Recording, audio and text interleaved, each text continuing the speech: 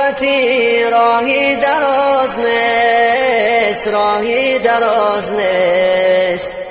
غریبی دوری از شهر و وطن نیست، شهر و وطن نیست.